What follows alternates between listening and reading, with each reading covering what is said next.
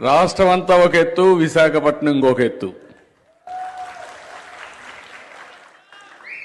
నేను ఎప్పుడూ విశాఖపట్నంలో చూస్తూ ఉంటాను. నేను అందుకే ఓపెన్గా కూడా ఎన్నోసార్లు చెప్పాను, నేను మెచ్చిన నగరం విశాఖపట్నం,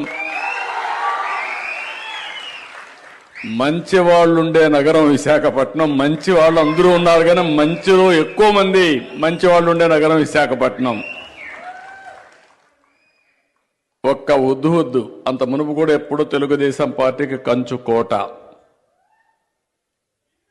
ఉద్దులో జరిగిన సంఘటన చూస్తే ఆ తర్వాత ఏ ఎన్నికలు పెట్టినా తెలుగుదేశం పార్టీ జెండా తప్ప సైకిల్ తప్ప వేరేది కనపడదు మీకు. అలాంటి బ్రహ్మాండమైన ప్రాంతం. ఈరోజు నేను ఒకటే మిమ్మల్ని కోరుతున్నా, ఓసారి అనిపిస్తుంది మన కార్యకర్తలు ఎంత పవర్ఫుల్ అంటే, మీరు రోడ్డు మీదకి వస్తే ఎవ్వడు నిలబడలేడు.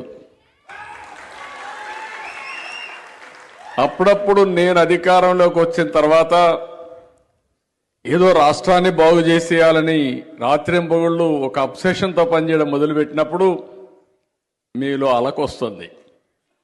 అలకు వచ్చినప్పుడు కాడు పడేస్తారు. మీరు ఎక్కడికి పోరు, ఏ జెండా పట్టుకోరు, ఎవరికి ఓటేయరు, కానీ అలగతారు. అలకే ప్రమాదం.